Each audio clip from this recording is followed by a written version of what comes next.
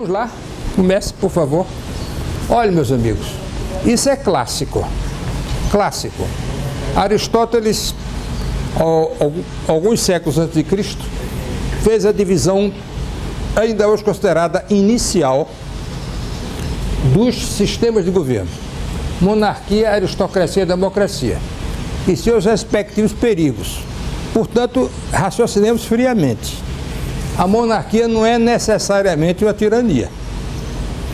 Nós podemos pegar na Bíblia, no Antigo Testamento, reis de Israel sábios e outros tantos tiranos. Portanto, na nossa tradição ocidental, judaico-cristã, já existem as provas concretas, e até os dias atuais. Monarquia é governo de um só. Tirania é o abuso do poder por este um só. É claro que monarquias tirânicas hoje existem, mas são absolutamente anômalas, extravagantes, e ninguém se lembra mais nem quais são, e que são alguns países árabes minúsculos, riquíssimos de petróleo, e que vivem lá com seus caprichos, porque podem, não sei bem que se algum dia mudarão. A aristocracia não é no sentido vulgar que a palavra elite adquiriu, que também está equivocado. Em grego, aristocracia vem de aristos, que é o superlativo de kalos. Kalos em grego significa bom. Aristos significa melhor. Então, ao pé da letra, a aristocracia é o governo da meritocracia. Seja republicano, seja monárquico. A democracia não é governo de todos. Na primeira intervenção nossa, não sei se vocês se lembram, Tucídides, na história do Guerra do Peloponeso, foi que deu a primeira definição de democracia, uns 250 anos antes de Cristo. É o governo da maioria. Metade mais um. O que não significa que as democracias sejam infalíveis. Elas também erram, porque metade mais um não significa que necessariamente tenham sempre razão. Às vezes é a minoria que está certa. E a história tem provado, inclusive no Brasil, em outros lugares do mundo. Qual é o perigo maior da democracia? A demagogia. O tirano não precisa fazer demagogia. Pode até fazer, mas ele não precisa. O oligarca, os oligarcas, idem. O que é a demagogia em última instância? É prometer tudo a todos ao mesmo tempo. Estão vendo o perigo da democracia? Nosso perigo aqui não é da tirania, nem da oligarquia. O perigo aqui é da demagogia. Tem não sei aonde uma família que se perpetua no poder. Sim, democraticamente, tem havido eleições, inclusive supervisionadas pela Justiça Eleitoral e até por observadores estrangeiros. E esses grupos familiares ou partidários têm conseguido metade mais um. O único jeito seria substituir as populações desse estado por outras populações, o que ninguém cogita. Não é verdade? Deixar que o modelo local se esgote. Políbio, pouco depois de Cristo, Aristóteles pouco antes, Políbio pouco depois, grego, Aristóteles no auge do poder de Atenas e Políbio na decadência de Atenas, um grego escravizado pelos romanos. Botou num livro clássico, que inclusive foi reeditado pela UNB, que está na Biblioteca do Senado, mostrando que só há uma solução para isso. Veja, eles já perceberam isso. Ele já percebeu isso, mais ou menos no ano 50 depois de Cristo, depois da Guerra dos Macabeus. Mais ou menos 50 a 60 depois de Cristo. Um governo que tenha contrapesos e que seja ao mesmo tempo uma monarquia, uma aristocracia e uma democracia. Isso é impossível na prática? Não. Vem sendo tentado com êxito. Vamos adiante? Qual é o parlamentarismo mais antigo que nós conhecemos?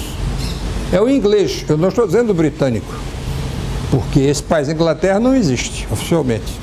Não é oficial Reino Unido da Grã-Bretanha, que inclui Inglaterra, Escócia, País de Gales e Irlanda do Norte. Mas aí começou sendo inglês, porque a Grã-Bretanha surge no ano 1707. a união de Escócia, País de Gales, Irlanda do Norte e Inglaterra, formando um país, é de 1707. Portanto, é recente. O direito costumeiro inglês, em seguida britânico. A mais antiga Constituição do mundo é a Magna Carta inglesa. E é por isso que hoje a gente chama de Carta Magna as Constituições. É uma homenagem que fazemos a 1215. É claro que a Constituição inglesa foi acrescentada pelo common law, pelo direito costumeiro, por muitas emendas e muitos adendos. Então, uma coisa não tem nada a ver com a outra. A Magna Carta continua o ponto de partida e o maior orgulho político da democracia britânica. Em 1688, a coroa, isto é, o rei da época, transferiu o poder executivo para o parlamento, 1688, chamada Revolução Gloriosa. O cargo de primeiro-ministro, Sir Robert Walpole, foi o primeiro primeiro-ministro do mundo em 1721. Nesse mesmo ano foi oficializada a oposição, que no Reino Unido da Grã-Bretanha tem esse belo nome de leal oposição, Loyal Opposition. É o nome oficial. O que é que significa? Por que ela é loyal? Porque constitucionalmente a oposição tem o direito e até o dever de verificar sempre quando quiser as contas públicas do governo em qualquer etapa que se encontre e acompanhar por dentro o processo legislativo do governo. É por isso que se chama loyal. Supõe-se até hoje tem sido leal. É muito bonito isso, né? Uma oposição leal. Às vezes se usa em português, em português não diria, porque é um anglicismo, mas se usa as duas expressões, loyal opposition, que o partido tal ou qual deveria fazer uma loyal opposition neste sentido. Pronto, encontrei a palavra adequada, ou a expressão adequada. Oposição construtiva. Pronto. Oposição construtiva. Quiser fazer uma tradução livre, mais pelo sentido que pelas palavras, né? Oposição leal no sentido de oposição construtiva.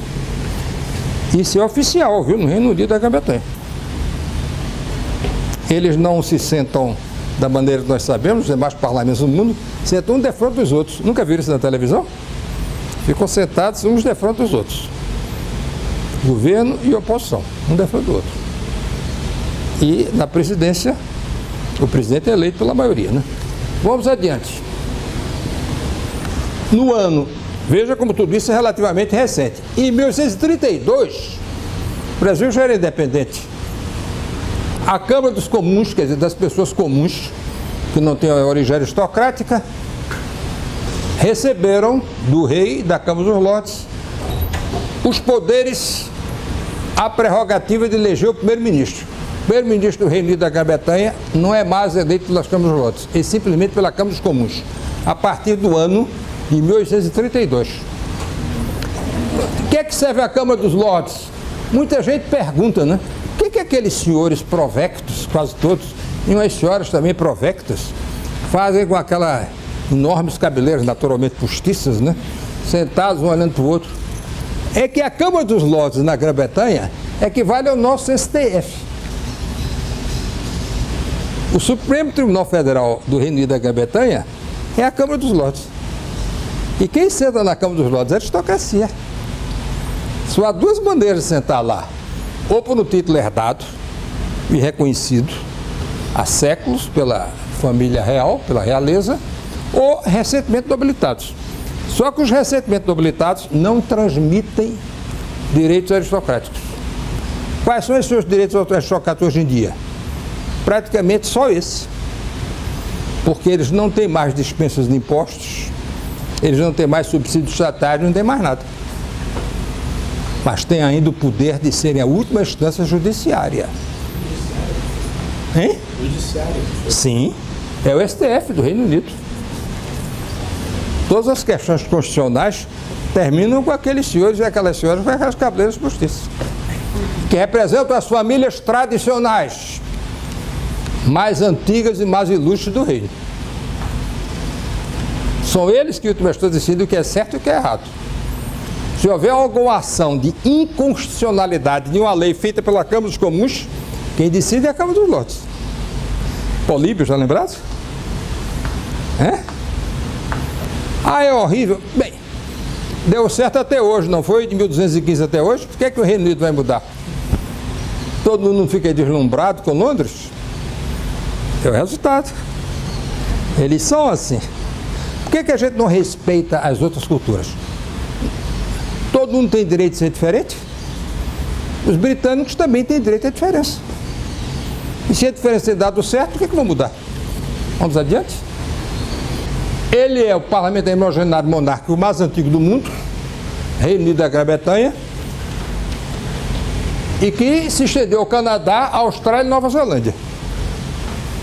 Não se iludam. O Canadá, Austrália e Nova Zelândia não elegem presidente da República porque não são repúblicas. Tem um governador geral que é nomeado pela coroa, que representa, no caso, a rainha ou, eventualmente, o reino futuro. E como governador geral equivale a um presidente de uma república parlamentarista. Tem direito a veto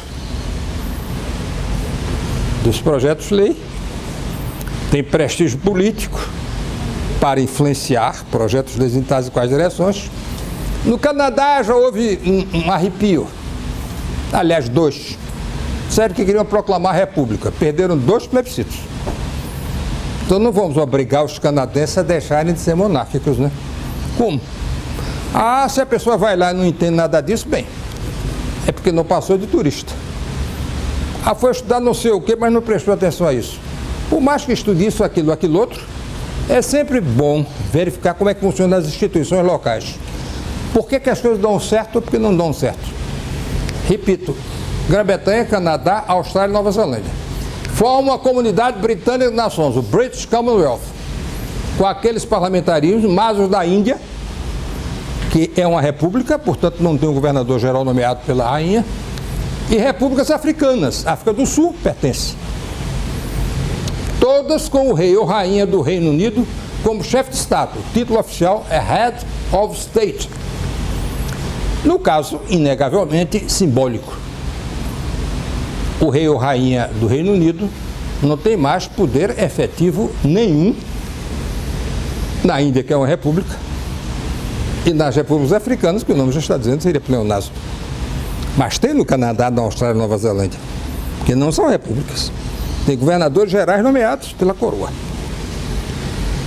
E outra coisa, vocês estão esquecidos da força da comunidade britânica de nações? Já ouviu falar na libra esterlina? Já ouviu falar na Bolsa de Londres? É a moeda com mais valor no mundo. Mais que o dólar e o euro. O dólar vem em terceiro lugar. Primeiro lugar, a libra esterlina. Segundo lugar, o euro. Terceiro, o dólar.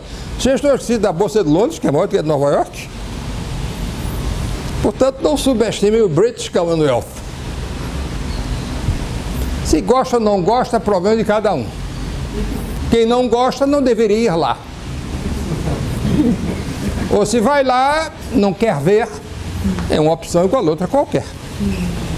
Mas não custa nada a gente saber com quem está falando. Aquela velha pergunta, sabe com quem está falando? Eles não são cidadãos, eles são súditos. Eles não são British citizens, eles são British subjects. Não são cidadãos britânicos, são súditos britânicos. Eles são súditos da coroa, eles não são cidadãos. Então a expressão cidadania vale para cá, para lá não. O que é que significa ser súdito? É aceitar tudo isso, né? Se proclame a república, a partido republicano livre. Você acha que nenhum partido político nunca foi proibido na Inglaterra, rapaz? Marx está enterrado em Londres. Não sabia disso, não? Nunca. Marx foi preso no Reino Unido. Andou sendo preso na França e na Alemanha. Na Inglaterra, nunca. Nunca. Simplesmente isso. Nunca. Nunca nenhum partido político foi proibido até hoje lá. Os partidos de extrema-direita funcionavam normalmente durante a Segunda Guerra Mundial. Pró-Alemanha. E não se tocavam no fio de cabelos deles. Iam jornais, iam para o rádio, em plena Segunda Guerra Mundial. Se chama democracia, não sei se você percebeu. Não se chama misto e políbio. Com a monarquia e com a aristocracia. Vamos adiante? Aos parlamentarismos derivados semelhantes monárquicos. Não são cópias, não chamaria cópias. Sei lá como é que chamaria, adaptações, também não sei nem como definir. Mas Bélgica, Holanda, Suécia, Dinamarca, Noruega e Japão têm basicamente a mesma estrutura de parlamentarismo monárquico do Reino Unido da Grã-Bretanha. Então a Inglaterra não é tão arcaica assim, não é? Se o Japão segue o modelo, no Japão tem monarquia, tem aristocracia e tem democracia. Eles dão um valor extraordinário. Eu estive no Japão brevemente, uma cultura muito diferente. Mas tudo isso está na internet, na Wikipédia e em livros, inclusive aqui na Biblioteca do Senado. Mas eu estive já na Bélgica, na Holanda. O nome oficial do país, na realidade, é Província Unida dos Países Baixos, vulgarmente conhecido como Holanda. Suécia, Dinamarca e Noruega. Estive em todos eles. E é admirável, tudo que a gente fica admirado boquiaberto, aquele é produto de um parlamentarismo monárquico. Alguém já esteve em algum desses países? Da Escandinávia ou da Bélgica, Holanda? Já esteve? Qual? Em resumo, o que é que eu boto a carta nas mesas? As cartas na mesa? Monarquia não é regime de povo pobre e ignorante. Monarquia é regime de povo rico e culto. Será que entenderam? Ficou claro? Ou não? Hein? Monarquia é para quem pode, né? É para quem aceita a monarquia, para quem aceita a aristocracia e para quem quer a democracia. Mas a Câmara dos Lordes ainda retém o poder de última instância judiciária. É o STF do Reino Unido. É um peso tremendo, né? De última instância, o que diz que está certo e que está errado, inclusive o que é constitucional e inconstitucional no Reino Unido é a aristocracia britânica. São eles, em última instância, que dizem o que está certo e o que está errado. Nas grandes famílias tradicionais do país. Tem lá seus motivos, não é? Não se trata de cópias, nem adaptações. São inspiradas essas monarquias constitucionais. E muito parecidas. Parecidíssimas. Daí o prestígio enorme do monarca. Na Holanda, o dia nacional é o dia do aniversário hoje do rei, que a rainha abdicou. É o dia do aniversário do rei, o natalício dele. É o dia nacional. Não é proclamação da independência, não, é o aniversário dele. Bonito isso, nacional? É para quem pode, não é? É para quem pode. Quem manda ser rico e culto? Hein? Aceito. Amsterdã é uma cidade que tem 40, é a capital da Holanda. Uma das duas, Amsterdã e Haia. O primeiro-ministro e a rainha, o rei hoje, estão na Haia, em Amsterdã está o poder legislativo, o parlamento. 40% da população de Amsterdã é estrangeira. Você não sabe o que perdem não vendo a televisão o dia do aniversário do rei. Aí nós vemos africanos negros, latino-americanos fogosos, todos dando gritos de saudações, enquanto o rei anda a pé, não é? Pelo centro da cidade de Amsterdã, agradecendo os aplausos. Organicidade, não sei se já ouviram falar nisso. São democracias orgânicas, né? Funciona como organismo. A Espanha fala espanhol, castelhano, é muito mais fácil entender do que a Inglaterra. É somente ir lá e ver o prestígio da realeza e o prestígio da aristocracia espanhola, né? São decisivos. No dia 9 passado, houve o plebiscito pela independência da Catalunha. Ilegal. O parlamento não aprovou, a Suprema Corte Constitucional não aprovou. A maioria votou pela independência da Catalunha. Não tem nenhum valor legal, mas tem um valor político muito grande. Não sei o que vai acontecer. O que eu sei que aconteceu no passado, as duas vezes em que a Espanha proclamou a República, fragmentou-se e entrou em guerra civil. Uma no século XIX e outra no século XX. No século XX, 1930. Fragmentou-se todo, porque fala línguas diferentes. Catalão, basco, galego não tem nada a ver com castelhano. Não são dialetos, são línguas próprias. Gramáticas e dicionários próprios. O que vai acontecer lá, ponto de interrogação. Na Escócia, preste bem atenção, eu gosto sempre de repetir isso. O escocês não é English, mas o escocês é very British. Entenderam agora? Ele não é inglês, mas ele é muito britânico. Ele não é inglês, porque o Reino Unido é formado por Inglaterra, Escócia, País de Gales e norte da Irlanda, a Irlanda do Norte. Ele não é inglês, mas ele é muito britânico. Muito britânico. Com todas as divergências internas do Reino Unido, o escocês, se tiver de optar entre os Estados Unidos e a Inglaterra, ele opta pela Inglaterra. Se tiver de optar entre a União Europeia e a Inglaterra, ele opta pela Inglaterra. Eu digo isso porque vai haver um plebiscito daqui a 2 anos no Reino Unido, sobre se o Reino Unido continua ou não na União Europeia. Nunca foi plenamente, porque não aceitam a moeda única, o euro, e não aceitam o livre trânsito de pessoas, bens e capitais. É parcialmente. E a grande parte da população, não sei se é a maioria, está dizendo que fazer coisa pela metade não compensa, é melhor sair de vez ou então entrar de vez. Não sei o que vai acontecer, isso não afetará nada o Reino Unido.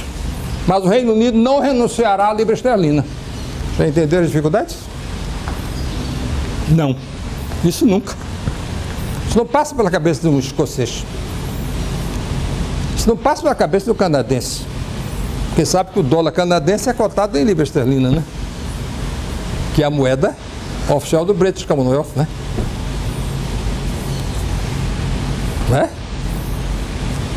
A moeda local da Austrália também é cotada em libra. Como a nossa é cotada em dólar. E a Bolsa de Londres, que é a maior bolsa do mundo, né? Por muitos motivos que não vamos entrar aqui em pormenores. Mas vamos lá. São altamente semelhantes Portugal, Itália e Alemanha com o Reino Unido. O parlamento é dessemelhante porque é presidencializado. O da França. O da França é um parlamentarismo atípico. O presidente da França tem poderes que a rainha da Inglaterra não tem. Tem poderes que o presidente da Alemanha não tem. O presidente da República da França pode demitir o primeiro-ministro, coisa que é impossível no parlamentarismo monárquico ou republicano. Impossível, inconstitucional. Só quem pode demitir o primeiro-ministro é o parlamento. No caso, a Câmara dos Comuns ou a Câmara dos Deputados. Nunca a Câmara dos Lordes e nunca o Senado. Por outro lado, os Estados Unidos da América estão badalados. O presidencialismo americano é o menos presidencialista dos presidencialismos do mundo. O presidente dos Estados Unidos não tem nenhuma iniciativa legislativa.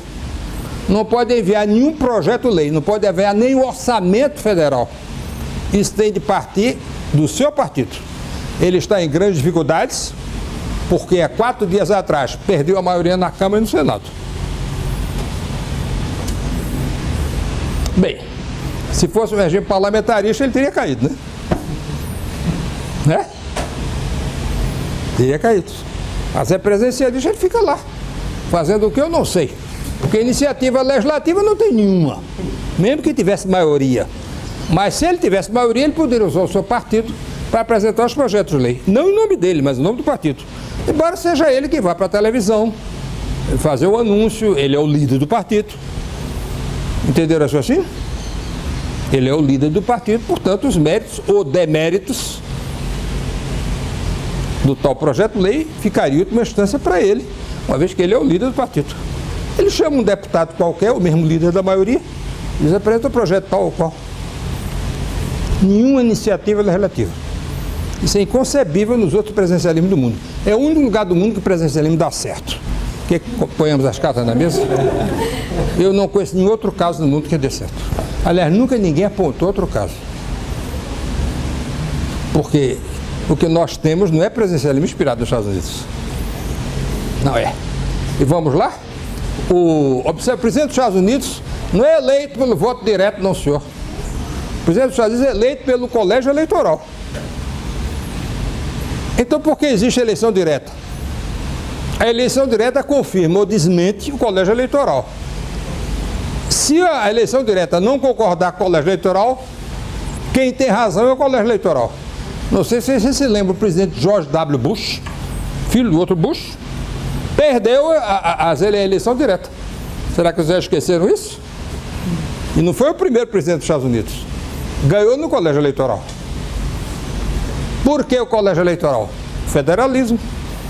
Connecticut, Massachusetts, ficaram independentes da Inglaterra, naquele tempo já era Reino Unido, do Reino Unido, antes do país proclamar a independência. O estado de Connecticut tem uma Constituição estadual que é anterior à Constituição Federal americana. O estado de Massachusetts tem uma Constituição estadual anterior à Constituição Federal. Então a Constituição Federal teve que se adaptar às Constituições estaduais pré-existentes. É muito diferente de nós, né? Então imaginar que presidencialismo é simplesmente o americano, vamos devagar, né? Vamos com calma. E os contrapesos, né? Os contrapesos. Agora mesmo estou dando um. O presidente dos Estados Unidos, que não tem a maioria na Câmara, ou no Senado, ou em ambos, ele simplesmente não faz coisa nenhuma. Os Estados Unidos, o poder federal hoje, a partir dos 4 últimos dias, está paralisado. Todos os projetos de lei, uma vez que o Partido Republicano tem maioria, isto é, a oposição ao presidente, é que estão sendo apresentados, votados e aprovados pela oposição. Mas por que sobrevive? Contrapesos. Contrapesos. Olha aqui. Políbio, não Aristóteles. Contrapesos. Bem, vamos chegar a mais, ultimamente mais celebrada experiência constitucional do mundo. A Alemanha, a Carta Fundamental, que vale a Constituição, 1949. É o mais federalista dos parlamentarismo no mundo. Todos os estados da época federal da Alemanha têm parlamentarismo local. Todos.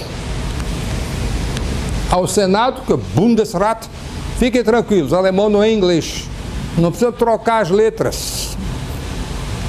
Em alemão, Bundesrat, pronuncia-se como está escrito. Isso não é inglês. Não há motivo de trocar o U por não sei o que e o A por não sei o que. Não há. U é U, A é A. Qual é a dificuldade de dizer Bundesrat? Eu não vejo nenhuma. A Câmara dos Deputados é Bundestag. Não troquem as letras. É o que está escrito. As eleições por distritos eleitorais mistos, com o nome individual do candidato e da legenda. Discute-se muito isso no Brasil, na reforma eleitoral, que é o modelo alemão. Hoje é adotado em muitos países do mundo. Quando o alemão vai para a urna, hoje também é eletrônico, também varia para o estado. Olha o federalismo. Há estados nos Estados Unidos em que a urna é eletrônica, há outros estados que não. É na mão. Na Alemanha é idem. E quem resolve isso é o Estado. Os estados alemães dentro têm muito mais poder do que os estados brasileiros também dentro. Muito mais, sem comparação. Isso é um parlamentarismo bem atípico, né? Quando ele vai para a cabine, ele pode escolher, seja eletronicamente, seja em chapa, o nome da pessoa física do seu candidato, dividido por distritos eleitorais. Digamos, se aqui fosse a Alemanha, Asa Norte. Então ele vai ver quais são os candidatos, os nomes das pessoas. Ah, esse eu conheço, esse é meu vizinho, aquele eu não conheço. Pode cobrar, né? Muito mais facilmente. Aliás, vamos fazer justiça. Todas aquelas democracias que eu lhes falei antes, sem exceção, são o sistema eleitoral distrital, puro. O único misto é o alemão. E alguns outros poucos países da Europa que têm acompanhado. Países mais pobres, Hungria, Romênia, que saíram recentemente do socialismo real e passaram-se para a economia liberal, vieram adotando o modelo alemão. Então ele entra na cabine, pode escolher. Fulano. É aqui do bairro, é aqui do distrito, eu conheço. Há outros, ou não conheço, ou conheço e discordo. Bota o nome dele. Agora, ele também pode fazer a escolha da legenda, que não precisa coincidir com o nome do candidato, porque aí vai para a legenda fechada. Cada partido tem uma lista de prioridades, encabeçado, em primeiro lugar, obviamente, pelos que estão no poder. Na Alemanha, a dona Angela Merkel poderá perder uma eleição no Bundestag, na Câmara dos Deputados. Perdeu o cargo de primeiro-ministro, mas não vai perder o cargo de deputada porque ela vem em primeiro lugar na lista. Lista fechada, entendeu? Nada demais, eu posso gostar de fulano, que mora no meu bairro, no meu distrito, mas ele não é do partido que eu gosto. É uma pena. Não coincide. Então eu voto nele, porque eu considero um ótimo parlamentar, um futuro parlamentar magnífico, no lugar do atual que não é bom, mas o meu coração está com o partido tal ou qual. Entenderam assim? É uma pena que ele não seja esse partido. Vamos ver o que acontece. Agora, só quem elege também na Alemanha é a Câmara dos Deputados. Em parlamentarismo, Senado e Câmara dos Lordes, nunca elege primeiro-ministro. Jamais. Nunca. Vamos adiante? Outra coisa que estamos discutindo no Brasil, cláusula de barreira. Cláusula de barreira. Não há nenhuma proibição a nenhum partido político. Pode existir quantos quiserem. Mas só elege um vereador se tiver pelo menos 5%. Muito mais de baixar para 4% dos votos do município. Não elege vereador nenhum. Isso em relação ao Estado respectivo e em relação ao país inteiro. Não pode. Por que houve isso? Por causa do nazismo. Pouca gente sabe. Mas o Partido Nacional Socialista, vulgarmente chamado Partido Nazista na Alemanha,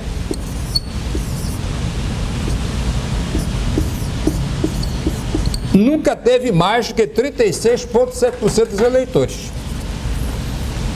Nunca.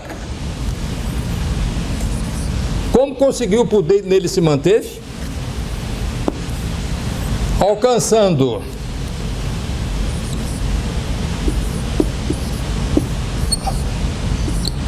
51% em aliança com nanicos.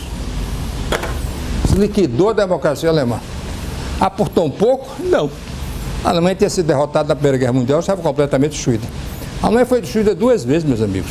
Não fiquem com medo da Alemanha. Ela hoje é mais ou menos a metade do que era em 1914. Na Primeira Guerra Mundial, a Alemanha perdeu 20% do território, 20% da população, 20% da economia. Na Segunda Guerra Mundial, perdeu outros tantos, 20% do território, outros tantos, 20% da população, outros tantos, 20% da economia. A Alemanha hoje é praticamente a metade do que era antes. Em população e território e economia. Equivale mais ou menos ao território de Goiás hoje. Se não tivesse acontecido o que aconteceu, a Alemanha seria do tamanho de Goiás e São Paulo. E mesmo assim tem uma liderança econômica, política, cultural, científica e tecnológica, todo mundo já sabe. Por que houve as 2 guerras mundiais? Para impedi-la que ela tivesse. Mas essa é outra história muito longa e muito complexa, que está hoje cada vez mais sendo rediscutida. Nós estamos no ano de 2014, primeiro centenário da Primeira Guerra Mundial. Vão na Livraria Cultura e vejam os livros escritos por ingleses e americanos de autocrítica sobre a Primeira Guerra Mundial. Na Primeira Guerra Mundial, todos queriam a guerra, não apenas a Alemanha. Eu não estarei vivo, não sei se vocês estarão, mas deixe chegarmos ao primeiro centenário da Segunda Guerra Mundial no ano de 2039. Outras coisas viram à tona. Muitos arquivos estão sendo liberados, não é? Não estou inocentando a Alemanha, não. Perdeu. Mas não estava nem melhor intencionado, nem pior intencionado que os outros. Em relação à Primeira Guerra Mundial, isso já é pacífico. Livraria Cultura, procurem lá, que está nas prateleiras, vocês podem folhear se quiser, são livros grossos, inclusive, viu? 300, 400 páginas de pesquisa maciça nos arquivos britânicos, franceses, americanos. Mostrando que toda a preparação da guerra que eles fizeram, tanto quanto os alemães. Nem melhor nem pior. Vamos adiante? Voto construtivo de desconfiança. É o único parlamento do mundo que também tem isso. Não adianta apresentar um voto de desconfiança para derrubar o primeiro-ministro. Na mesma solicitação, tem que figurar o nome do seu sucessor. O que realmente faz muita gente desistir de assinar o voto de desconfiança. Porque muita gente assina o voto de desconfiança pensando que tem uma chance de substituir o primeiro-ministro. Não terá nenhuma. Porque tem de botar voto de desconfiança e embaixo meu candidato é o deputado Beltrano. Moral da história, raramente se apresenta um voto de desconfiança no Bundestag e mais raramente ainda é aprovado. Isso se chama estabilidade, né? Dona Angela Merkel tem um poder que nós vemos na televisão, né? Mas com muito federalismo e, portanto, com muitos contrapesos internos, né? Recurso constitucional direto. Qualquer cidadão alemão, pessoa física e jurídica, qualquer um brasileiro naturalizado alemão, pode, com advogado ou sem advogado, fazer uma Verfassungsbeschwerde, em alemão, recurso constitucional direto, exigindo a derrubada de tal ou qual lei ou a adoção de tal ou qual providência. Há entupimento na Suprema Corte Constitucional Alemã? Não. Como também não há nos Estados Unidos, porque eles têm uma câmara de triagem. Na realidade, a Suprema Corte Constitucional dos Estados Unidos prolata muito menos sentenças do que o STF brasileiro. Muito menos. Porque não chega lá. A câmara de triagem já eliminou 90% a 95%. Perceberam? Porque questão de STF, Suprema Corte Constitucional no Brasil, qualquer país do mundo, é questão constitucional. Tem que ter algum parágrafo, algum artigo da Constituição Federal dizendo isso. Foi violado, né? E nos Estados Unidos são apenas 7 artigos e 26 emendas. Os 7 artigos da Constituição dos Estados Unidos, que é a mais breve do mundo, são cláusula pétrea, ninguém pode tocar. E as 26 emendas, não, ninguém toca. Para fazer uma emenda nos Estados Unidos, é preciso ter aprovação por unanimidade de todos os estados da federação. O que é que vocês acham disso? Na prática significa uma emenda a cada 10 anos. Se houver um único estado da Federação Americana, por menor que ele seja, Rhode Island, que é metade da população de Sergipe, metade do território de Sergipe, não passa a emenda. Os senhores vejam que há algumas coisas que não podem ser mudadas. Vamos adiante? Parlamentarismo no Brasil, a primeira Constituição brasileira, 1924, tinha 3 poderes. O cargo de primeiro-ministro foi criado em 1947. O poder moderador continua existindo, eu vou dizer a vocês em seguida o que é para concluir. O parlamentarismo brasileiro não estava, portanto, na Constituição de 1924. É uma emenda, não é nem emenda, é lei ordinária, 1947, e teve vigência no Brasil 47 e 89. Até 1848 houve insurreição popular no Brasil, por sinal em Pernambuco, a Praeira. Mas de 1848 a 1889, o Brasil teve uma estabilidade institucional, econômica e política que nenhum país da América Latina teve.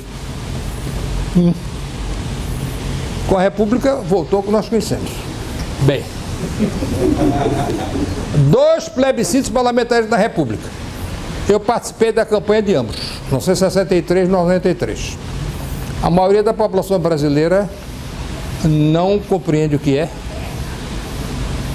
e, portanto, não aceita. Por quê? Porque é muito difícil explicar o parlamentarismo. Presidencialismo é eleger de 5 em 5 anos, ou de 4 em 4 anos, um salvador da pátria real ou imaginário. No parlamentarismo isso é impossível. Entendeu? No parlamentarismo você elege um partido com um programa. Uma aliança de partidos, um programa do mesmo jeito. É muito difícil explicar isso, não? Muito difícil. 63 não deu certo, terminando em 64, como que se sabe. 93, referendamos a atual Constituição brasileira. 63 foi o plebiscito para sair do parlamentarismo, não foi? Sim. Por quê? Porque se percebeu, vou dar os nomes, Tancredo Neves, Afonso Sérgio Melo Franco, já naquele tempo Ulisses Guimarães e outros, chegaram à conclusão que a única maneira da estabilidade do Brasil seria o regime parlamentarista. Diminuir o número de partidos, o presidente da época ser mantido, porque tinha sido eleito, e ser eleito primeiro-ministro. Sabe quem foi eleito primeiro-ministro que demorou mais tempo que o primeiro-ministro? Tancredo Neves. Aí que vai se fazer. As paixões da época, os interesses desencontrados da época, levaram a abuso, a exploração, dizendo que o parlamentarismo não funcionava. Bem, os senhores peguem aí na Biblioteca do Senado, não vou andar citando, a bibliografia não acaba mais, de histórias políticas do Brasil, inclusive especializadas, artigos da própria revista Informação Legislativa, sobre o que o parlamentarismo fez no Brasil, para equilibrar a economia, para diminuir o desemprego. Mas no parlamentarismo não se pode exigir tudo ao mesmo tempo de uma pessoa só. Não perceberam? Essa é que é a dificuldade. O regime parlamentarista é impessoal. Pouco importa que seja a dona Angela Merkel que esteja lá de plantão, não é presidencialismo. O próprio partido dela pode derrubá-lo. Margaret Thatcher foi derrubada pelo Partido Conservador, que a considerava conservadora demais. Foi John Major que liderou o movimento dentro do Partido Conservador que derrubou. Ela não caiu pelo Partido Trabalhista, nem pelo Partido Liberal. Ela tinha maioria. O partido dela que puxou o tapete embaixo dos pés. Mais conservador, menos conservador, mais liberal, menos liberal, mais social, menos social, mais ético, menos ético. Isso são os grandes debates do parlamentarismo, né? Entenderam assim? Não é se o senhor fulano tem razão, dona Beltrana está errada. Não tem nada a ver com isso. Não estamos, vamos colocar nesses termos, né? Não é verdade? Isso no parlamentarismo é impossível, né? É impossível. Mas, enfim, eu estou à disposição dos debates. Se vocês quiserem mais detalhes, para o ano a gente em outro curso dará, porque ele já está prontinho aqui, né?